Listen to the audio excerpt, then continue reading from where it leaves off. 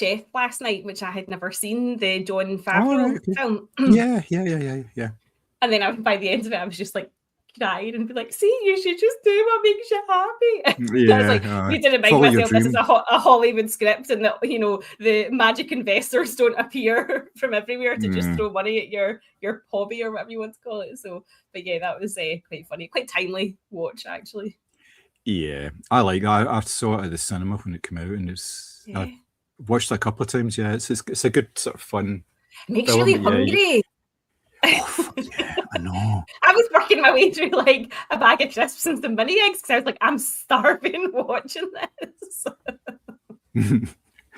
So that was your Valentine's Day treat then?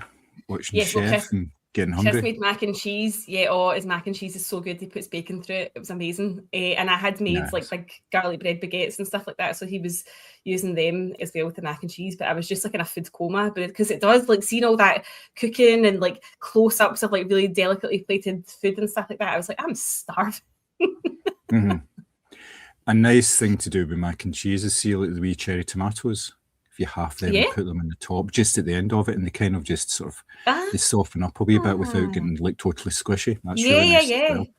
Oh, that does sound good. Do you know, weird fact about cherry tomatoes? I can't ever eat like a whole one because I'm scared that's what an eyeball feels like if you were to burst it in your mouth. And so I've seen too many films, and so they always do have to be cut in half because I could never never burst one in my mouth. Do you know what I mean? I think it's like a texture thing. Well, they're better if you cut them in half because you can put salt and pepper on them, and that brings out the flavour. Just leave them for a couple of minutes, and it brings out the flavour of them really nicely. Because sometimes, especially at this time of year, they tend not to taste very much because it's out of season and stuff. But we always cut them in half. But now I will continue to cut them in half since you've mentioned that. So you don't have eyeballs in your mouth. Yeah. Oh man. Oh. It's a really strange thing, and I don't know how I've got around to it. I get it. Know that I totally understand. Yeah. I think it's probably because I've watched so many horror films. Yeah. Yeah. So what, have you had a chance to watch much? I know you've obviously been out gallivanting. Been mostly television stuff. Yeah. I've been watching.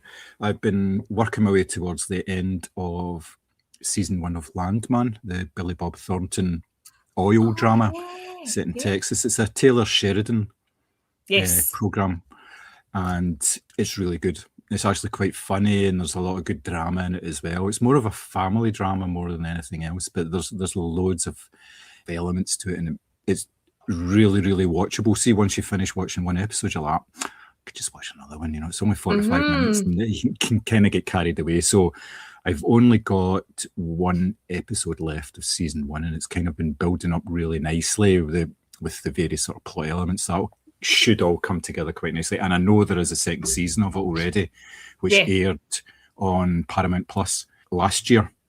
I think it was like the middle of last year, so it's still relatively new. I was going to say, I'm seeing it quite heavily advertised, so I wonder if there's a new season coming then or something. I think they just choose the ones that have been proven popular to obviously push it. It's all in an effort to sort of push Paramount Plus for people to actually subscribe to it, because it's one of the lesser subscription channels, which, although it's building up a reputation, obviously, because it's got all the Star Trek stuff and it's got all the Taylor Sheridan stuff, or the majority of the Taylor Sheridan stuff as well. Because on my next point, I've been obviously still watching Yellowstone, and I just finished, there's 4 seasons on Netflix of Yellowstone. They've obviously licensed it from Paramount, because they tend to do these, there's a fair amount of sort of cross-platform stuff going on at the moment. Like Disney are showing stuff from ITV for some reason. It's really bizarre. You look on Disney Plus, and there's these sort of ITV dramas and things like that, and like reality shows and things like that on there, just a couple of seasons on them. It's almost like a teaser to not using the other platforms and stuff. And I think ITVX have got some of the Disney content as well. So it's about, cross-pollination stuff, promoting each other without totally, licensing everything and making your service irrelevant, that kind of idea. But obviously Yellowstone's been about it's finished. So they're not going to really get many more new viewers. So they're punting it out to others as well, which kind of makes sense, I suppose. So I've been sort of working my way quite merrily through that, watching a couple of episodes a week and things like that. But I ended up watching the end of season 3, and I was like, oh my fucking God, it's really like the basis of it is they've got this, the Dutton family have this Yellowstone ranch, which is massive. It's like in this massive big valley, and it's all about protecting the ranch to their own ends. And like the Native Americans, which had the land before it was all sort of parceled up by the white people, want it back. So that was an element of like earlier seasons. And there was a guy who wanted to build a resort. He was building a resort next door, and that was part of it. And then it's really about just protecting the land. And the third season was kind of the same. It's this sort of investment group wanting to open a ski resort and an international airport, of all things. So, and you're kind of thinking, oh, it's kind of the same, you know. And the first couple of episodes starts off that, and then there's like these sort of revelations. And the last episode in the season, you're going, fucking hell! It just goes completely batshit. Love it. And it's completely. I didn't see it coming at all. I didn't see the end, and I'm obviously at pains not to spoil it in any way, but it's a big event. I hadn't read anything about it. I kind of stay away from spoilers. I haven't either. I've never. It's not like Game of Thrones where like you knew. I've never seen it, but I know things that have happened in it. I've never read anything like spoilery about that. Yeah, so it was like a big thing. I was like, bloody hell, and it was like really it reignites your interest in it going into the fourth season, which is the last one on Netflix. I think there's another one on Paramount as well as a fifth one on Paramount, which they kind of spread out over like a couple of years, that kind of idea. But yeah, that was really good. I was really kind of, oh, this is excellent. Oh, yeah. I love it. Also on the BBC, there is a police drama called Linley, which is it's based. No, it's just a remake, I think, of it was the Inspector Linley mysteries, which were it had the guy with the long dark hair, Nathaniel. I think something.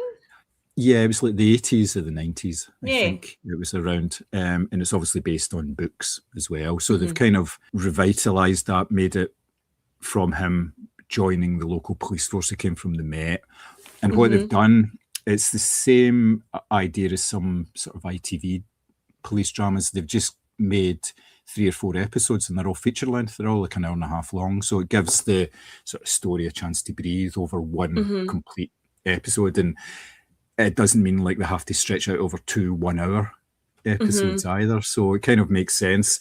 And it works very well, but as your kind of standard police procedural, and you know that the person that's vaguely recognisable has probably got something to do with it.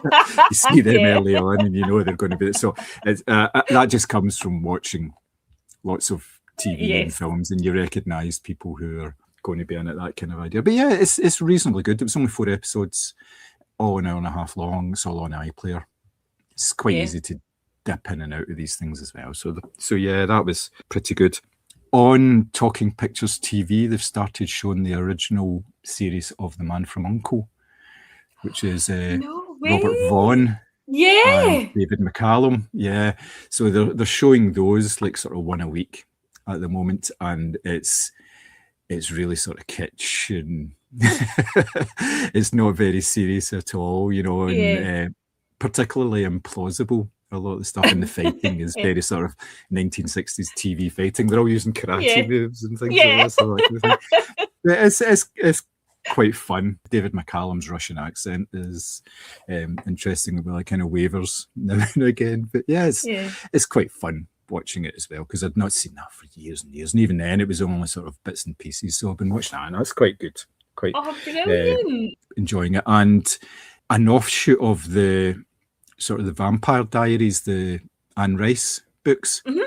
There's a series called Talamasca, which is on Netflix. Again, 6 episodes. It's based around an order of vampires who are based out of, I think it's Amsterdam, but this is based in the London office, and it's got to do with this mysterious book that was lost, which can actually bring an end to the vampires, because it contains all the secrets and the things that can defeat them and stuff like that.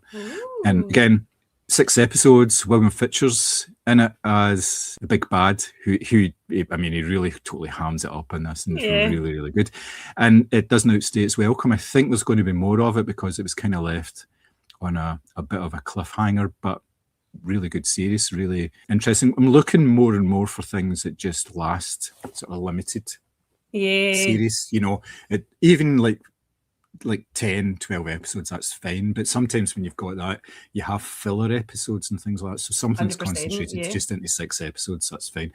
And it's not like procedural stuff. Like we've got stuff like I'd mentioned before, like Instinct, the Channel 5 one, and that's like about 13 episodes. And then obviously now on Netflix, they've got the rights to ER, which is... I saw that, yes. Yeah, and that's like 22 episodes a season, you know, that's 6 months worth of telly over the course of, I think it's like 14 or 15 years. Yeah. So that's a hefty investment. And it's the kind of thing you just watch occasionally and just sort of get into. The same idea as like I've been watching things like Cheers and the Golden Girls. We just watch an episode now and again. And again, that's hundreds of episodes. I think the Cheers one, which again is all on Paramount Plus, I've watched it in Channel 4 and I recorded it in Channel 4. So there's like, you know, you have 125 episodes of Cheers, and I'm kind of thinking it's more than just a weekend there, you know. So, yeah. Yeah, we did the same with Everybody Loves Raymond, and like the episodes stack up so quickly, and it's like, right, okay, I know they're only about 20. They say they're half an hour, but they're about 20 minutes minus ads, really. Yep. But at the same time, like it's a big commitment to sit down and watch them all. Oh yeah, absolutely. I found the ads getting more and more intrusive on Amazon Prime. I've been watching things like Fallout, for instance, and there are 4, maybe 5 sets of adverts on there. Some of them are just like half a minute. Some of them are like 2.5 minutes.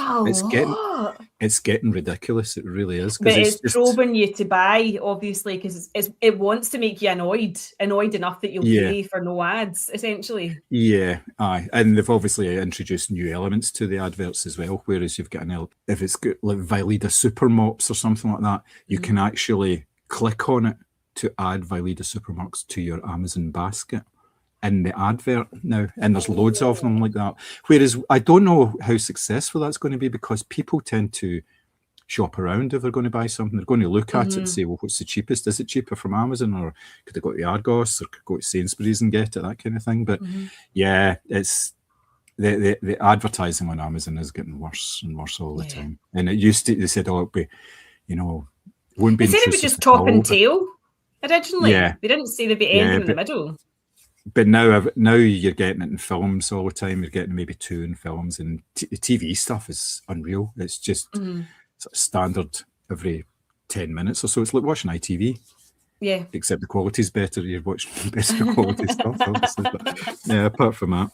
In terms of movies, I've not really seen anything because I missed the last press day where they were showing Wuthering Heights because I had work commitments, which was actually quite annoying because the work commitment only lasted about an hour. But by that time, I was asked to do it. So the only thing that I've actually seen, apart from what we're going to talk about, is Farmageddon, the Shaun the Sheep film, which was on my God, amazing BBC yesterday. And it'll be on iPlayer as well, because it's obviously a BBC product. And I just howled with laughter all the way through that. It's just so funny. I know it's aimed primarily at children, but these films are great. Yeah, I actually saw that at a press day years ago, and I howled with laughter all the way through that because it's all the wee jokes. You're talking about a sort of joke rate of maybe like 3 or 4 in a minute. Yeah, a lot of the time, and it just works so well. And obviously, it's in the tradition of like silent cinema as well, because they don't speak. They make noises, but nobody actually speaks. They don't say any language at all. And it just works so well, just as a more of a visual medium than anything else. And it was fantastic. Loved every single minute, and I was just chuckling away. And even, it's a sign that's a good thing, because Leslie doesn't watch animated cartoons because it's for kids, which I can totally understand. She sat and watched that as well yesterday, so yeah, it was all good. It was smashing, yeah. So what about yourself? I been watching quite a lot, actually, now that I look at my wee list. I had a bit of a comfort watch. I went back and watched the Mara Wilson Matilda, because when I was a wee girl, I thought I was Matilda, that way, because I loved to read books, and I was, thought my powers of telekinesis would just automatically start at some point, because they did with Matilda.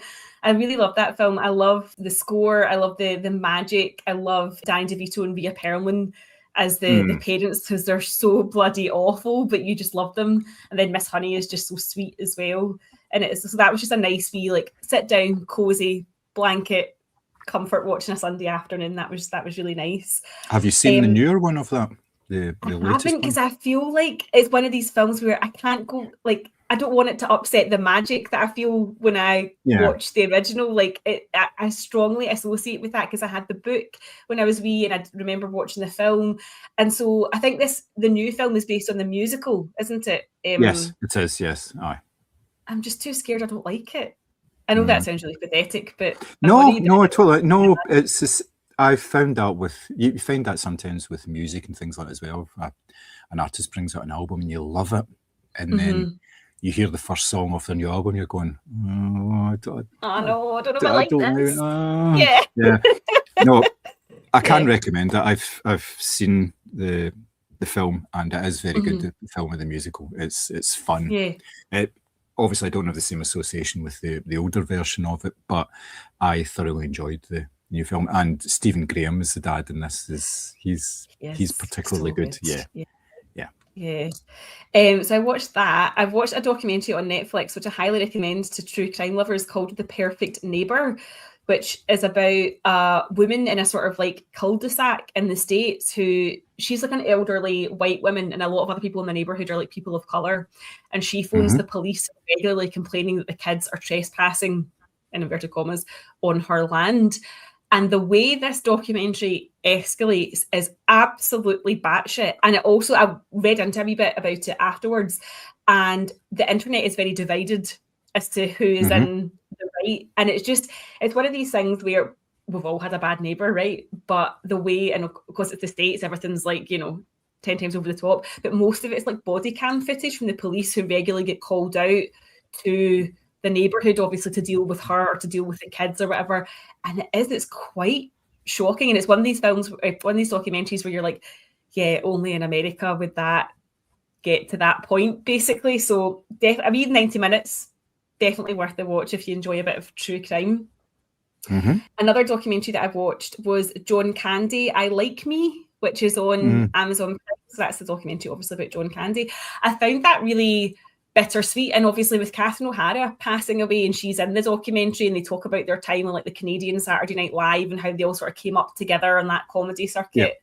It was quite sad to watch. Like, he was obviously someone who brought a lot of joy to others, but was really unhappy within himself. He was told that, lose weight because you're unhealthy. That's what the doctors were telling him. So he tried to lose weight, but then he wasn't getting any roles because Hollywood wanted him as like the fat, funny guy. So he piled the weight back on and all this. And he was never someone who seemed comfortable within himself, even though he was really talented and obviously really clever. So that definitely is a good watch. All the people that they interview, all the talking heads in that are really, really interesting as well.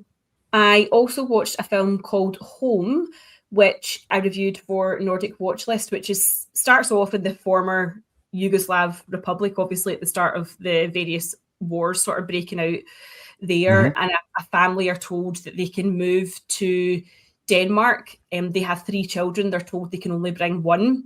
So the parents choose to bring their daughters, and they leave their 2 older sons behind with the grandmother. And it's basically just a film about what it means to be an immigrant, to have to learn a language from scratch, to, even though if you have a good job back home, to be put, on the shittiest jobs and the shittiest wages, and not really be able to dig yourself out of a hole, essentially, and to not have the better life that you're promised. And obviously in this particular case, there was 2 children left behind as well. So it was a directorial debut for the writer-director, and it was just a good wee emotional watch. It does just kind of make you think, because I daydream all the time about, moving to a wee cabin in Sweden, and then I'm like, I actually don't speak Swedish. So it might be quite difficult, and you might need an income, but it was just a very, very good watch. So there was that. In terms of festival screeners, I've had quite a lot this week. So I have these are all for Nordic Watch List. I have watched Live a Little, which is about two girls who go backpacking through Europe, and there's a sort of traumatic event that happens, and it's about how they come to terms with that as they continue on their travels. There is The Home, which was a cracking wee horror about a young man who has to return to his rural childhood home because his mum's had a stroke. And while she had the stroke, she was dead for 7 minutes. Mm-hmm. But what happened to her during those 7 minutes, and what has she brought back with her? And there is some really good fucking scary jump scares in this. Nice. I mean, old people in a home is just scary to me anyway, right? Because obviously it's a home for people who've kind of sort of starting to lose their minds and things like that. But there was a proper, like, there was a moments in this where I really, really did jump out my skin. So I thought that was really well done as well. That's obviously playing at the film festival. And I watched Eagles of the Republic, which stars Fares Fares. He stars as the most famous Egyptian actor. He's known as the Pharaoh of the screen.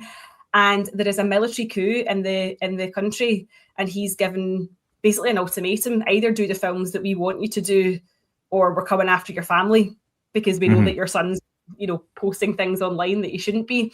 So he's sort of forced into this biopic of the dictator. And as he says, you know, Fares Fares is 6'2", full head of hair, really skinny. The dictator's this wee round, bald, you know, fat guy. And he's like, why, how am I playing him? And he sort of goes along with the film. But as the film's getting made, he's getting sucked into essentially sabotage against the government. And honestly, the build-up in this film, I was eating my own face by the end of it. It's so tense. And I think because we've seen so many of these dictatorships like overthrown in our lifetime, like, oh my God, this is exactly how it's happened. You would just get grabbed and put into a car, and they would find your body out in a desert, like, you know, 3 weeks later or whatever. So really, really good film if you can catch it at the festival. And a couple of other ones. I watched Zone of Interest again because Chris hadn't seen it, and it was on Film 4. Oh, what a film. Like, it's the really small throwaway moments of that film that just make you, like, even her mum comes to visit and she's like, oh, I wonder if such and such is over the wall. She was my neighbour. She was a bit of a git. And you're like, oh my God, they're burning them all. You can see the smoke and you're worried about your neighbour was an arse. Like, it's so well shot, so well acted. And just, as we've said on this podcast, it's not about what's happening on screen. It's about everything you can hear that's happening. It's just, oh, so good. And lastly, I had a screener of the new Mads Mikkelsen film called The Last Viking, which is about, so it's the director of Riders of Justice and Men in Chicken, so that kind of vibe. About two brothers. One of the brothers comes home after spending years in prison, and he's asked his brother to basically hide his cash while he was away. Mads Mikkelsen has dissociative personality disorder in the film, so he believes he's John Lennon. And they end up at their old childhood home, which is now an Airbnb. And I won't spoil it anymore, but when I tell you I burst watching this film, like, you start off, you're kind of laughing, it's that kind of dark humor. By the end of it, I was absolutely a broken woman. I was sobbing. It's so good. So I'm genuinely begging everyone, if you get to see it at the film festival, this is quite possibly the best I've ever seen Mads Mikkelsen. It's a phenomenal film. Wow. Praise indeed, because obviously he's got a very good sort of filmography behind him. Yeah. Nice. That's excellent. You have been very busy. I've been very busy. Been writing. It's one of these things where I'm like, and I'm not usually like obsessive over like film run times, but I'm like, how long is this one? How long is this one? How long is this one? How much can I stack into a day? And then how long is it going to take me to write up the corresponding reviews? So yeah, I have been quite busy, but in a good way, in a very positive way. Nice. Oh, brilliant.